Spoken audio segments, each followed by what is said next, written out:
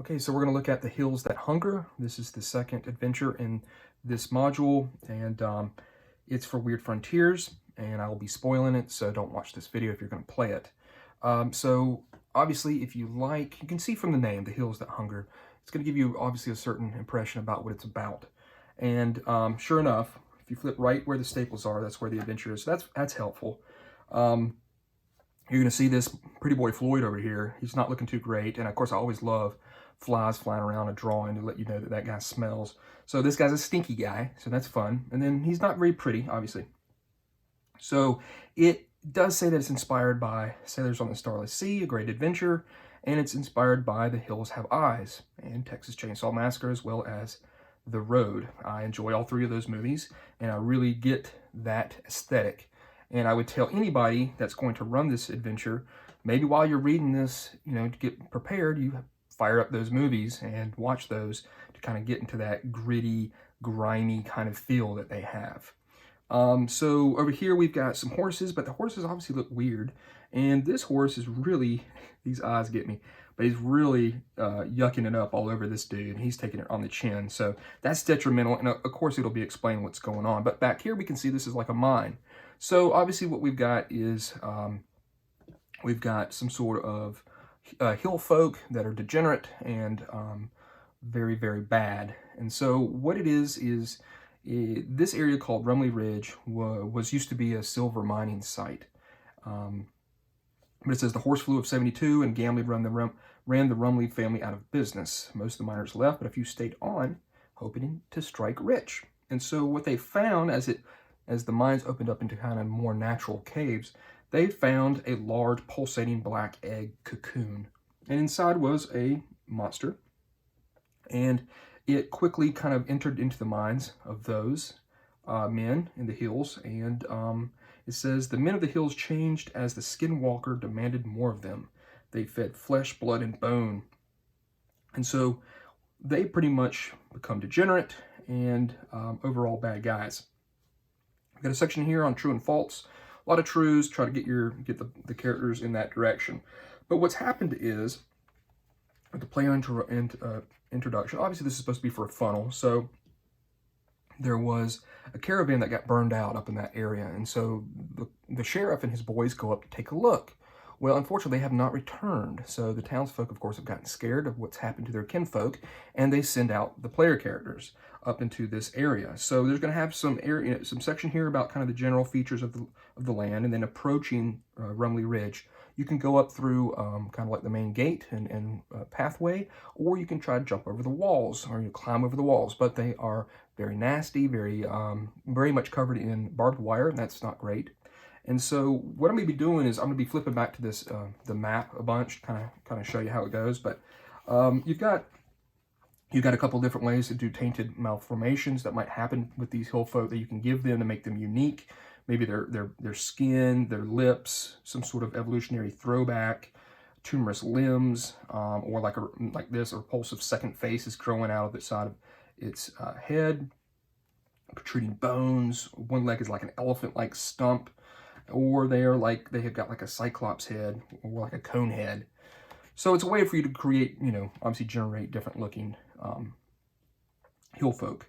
So I'm going to flip to the map and then we're just going to go from there. So, this is pretty much where the adventure is going to be set. It's in these locations. So you've got the approach up there. There's going to be a carriage and there's going to be two people. One of them's already dead and another person's still alive. This poor lady's got a stick of dynamite in her stomach. She's still going to be able to give you a little bit of information about what's happened. Or you can try to get that dynamite out of her gut, but you got to be careful. A couple rolls and stuff, or she might go kablooey, and then of course anybody around her take damage as well. So that's not great for her. She's in dire straits. And so when you get in there, obviously, this is going to be a place that's just purely dilapidated, disgusting. Again, like I said, barbed wire all along the top of the fence, and you're going to have a well which you can drink out of if you wish. There's something that affects the end of the adventure if you do drink out of the well, but I probably wouldn't. But sometimes players, they just go off and do what they want to do, and some of them get kind of wild, and so that's if they drink that water. 1C is going to be like a refuse pile with an outhouse, and there's going to be a hill folk in there with a shotgun. But there's also going to be a bunch of bodies, and those bodies are going to come alive, and they're going to be like the sheriff and some of his boys. And they have been taken over by bone thieves, pretty much a creature that inhabits their body, like a corpse's body, and then animates it, and they spit out pretty much an acid throw up. And so that's not good. So great encounter there. Obviously getting the nasty feel of an outhouse, you can the buzzing of flies and the bodies, and then they're animated. So I would say, you know, this adventure is very obviously graphic in some of the stuff that it depicts, just so that you know that. So there's a small building here, 1B, and it's pretty collapsed, but there's also a Bible in there that's got some great powers and stuff that you can use if you're able to get that Bible, but it's protected by a rattlesnake. And throughout this, there's going to be, you know, little trinkets and things like that you can get, sticks of dynamite or like tobacco or some money and stuff like that. You'll find those throughout the, you know, these locations. And then obviously you're going to find the Rumley House proper, and it's split up here, as you can see, into the first floor and the second floor, and below is going to be a basement. So, you know, this is going to be a great opportunity for you to describe this house and really invoke that Texas Chainsaw Massacre feel about the way that everything is. I think we all kind of know what that is. It's that grimy, disgusting, old, degenerate type feel of a building that people for generations and generations have kind of lived in and are, you know, really kind of nasty. So one thing that's very cool, as you can see right here, is as you're exploring, is in the kitchen area, you're going to find this. And this is like a statue of severed hands and arms, and they're all holding black eggs. Now, again, player character may try to eat one of these. Maybe they're crazy, but some players are crazy. And that's also going to affect at the end of the adventure as well. So you'll explore some. There are some hill folk that are up in this building. You'll have to fight them. They'll come at you with guns and knives and stuff like that. And it's a great way for you to roll up different type of malformations and, you know, give them a lot of life. And of course, it's going to be fun to kind of do their voice and, you know, kind of really create the scene. So this, you know, this should be fairly Iggy to a lot of people when they're doing this adventure. So down below, they're going to find pretty much like, let's see what they call it, the meat cellar. And this is obviously taken straight out of the road, where you've got a lot of people down there that have had like forced amputations. These people are obviously, these hill folk are obviously like cannibals and stuff, and they're pleading for help. And it's a great way to pull out a new PC should a PC die. So it's a great way to kind of generate those player characters, you know, whenever death does happen, which is probably going to, especially when guns and stuff get thrown around. Upstairs, though, there's one thing I wanted to talk about. Is there is some information up there that will kind of help you with the story. One thing that's very cool in this game with Weird Frontiers is that there's a couple of abilities the classes have that allow you to go through the veil and speak to spirits and stuff. And the old owner of the mine, his spirit is still there, and he's able to give some information. So it's always cool to have those classes that can kind of go into that other kind of world and sense out stuff and find out a little bit more clues about what's actually going on. They'll also find in a drawer, they're going to find this wanted poster for Colin the Butcher. He's wanted dead or alive, and he's obviously, it's going to be kind of one of those things you're like, huh, I wonder who he is. And of course, he's somewhere in this adventure, but a little bit of a push to try to find that person maybe. And so you've got two entrances into the mine. So you've got 1F, which is going to take you over here, or should you go down here into the meat cellar, you're going to come out here at 2B. All right. And from there, you're going to go and transition into the mines area. So again, this used to be an old silver mine, and there's an elevator shaft to take you down to where the final encounter is. But in between there's going to be this terrible 2C right here. Well, we're going to go take a look at that. So 2C is the crushing chamber, and it is pretty much a massive room. And there's a big person in there with a stitched leather apron. He operates a towering crusher that is jettisoning human compost into a barrel filled with pungent metal slurry. So again, a very kind of disgusting area here to describe to your players. And you're going to have a bunch of hill folk, and you're going to have the big butcher, who is the person that's wanted, obviously. And the butcher has this pistol-powered pick, which is pretty powerful, and maybe a cool item to be able to get out of this adventure, you know, should you take him on and be able to tackle that and get that item. And so from there, you're going to go down the elevator shaft and into this chamber here. You see the natural chamber, and that's where you'll find some more hill folk and the Skinwalker. Skinwalker is a very nasty creature, very strong. Its chest opens up, and then it tries to consume you with its chest.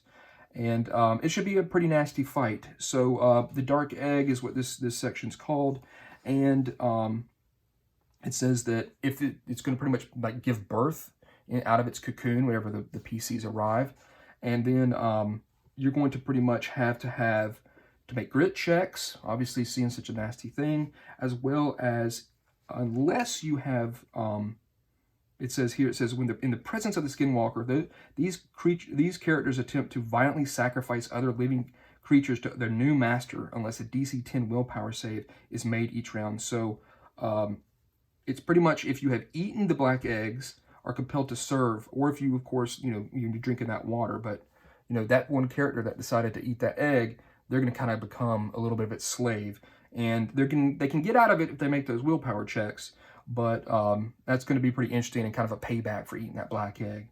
They probably shouldn't have done that, but they actually don't have to make the grit checks though, but still they've got other problems to deal with. So that should be a pretty nasty fight. And then it says here that if it's slain, pretty much all the hill folk take their last step into madness. They start killing each other and wailing about joining their godly master. So they worship this beast, and then it says, if they can't slay it, then what's going to happen is pretty much the Skinwalker is going to feast on victims out in the country, luring victims to their deaths, and using its mimicry ability. It has like an ability that lets it mimic other sounds and stuff. And so it says if you destroy the Skinwalker, the tainted land is going to be able to heal. And if you go back in there with the silver mine, you can actually get some of the silver. There's not much there, but it may allow you to kind of inlay some pistols or something and give you a bonus to, it says granting a +1 attack and damage to any weapon given silver inlay using the ore. So kind of a neat little bonus to obviously to defeating this monster and healing the land. And so it says any potential NPC survivors such as Mary Bell, that's the lady with the dynamite in her gut, they're eternally grateful. And in the nearby town, you're given a reward for that Collins the Butcher Brannigan if you've got his body is brought back as evidence, and you may be asked to stay as the new sheriff and deputies in town with a salary, obviously getting paid a certain amount per week for the sheriff and the deputies. And it says if the PCs stick around, they may get tangled up with scoundrels and creatures worse than men, who are all drawn to Rumley Ridge and its tainted earth. So there you go. I'm going to get to the back here. This is a symbol that's found up at the top of the main Rumley House. That kind of gives a little bit of a notion, kind of difficult though to understand about what's going on. So overall, I think it's a very cool. Obviously, the Hills Have Eyes inspired adventure, and I think once you're able to really kind of get that nitty grittiness of the feel of the way that this adventure obviously wants to, put out there, especially with those movies, I think you're going to, have a lot of fun with it. But again, it's got some pretty nasty, characters in it, a lot of bodies, a lot of body parts, and you expect that with an adventure that's inspired by those type of movies. So overall, I think it's great. It's going to be a fun one. Shouldn't be too long. That's one thing I really like about it too. Is sometimes funnels can be a little long, and usually you're trying to play those sometimes with new players, and so you want it to make sure it's kind of all nice and set in one setting and one session, and I think that this can definitely do it. So add that to the long list of great funnels that are out there. But so there it is, the Hills That Hunger, and again I'll have the links down below in the description should you want to check out this book here that's got those two adventures. And I appreciate you watching. Hopefully, if anybody has played these adventures, let me know what you think about them. And as always, I appreciate you watching. So thanks.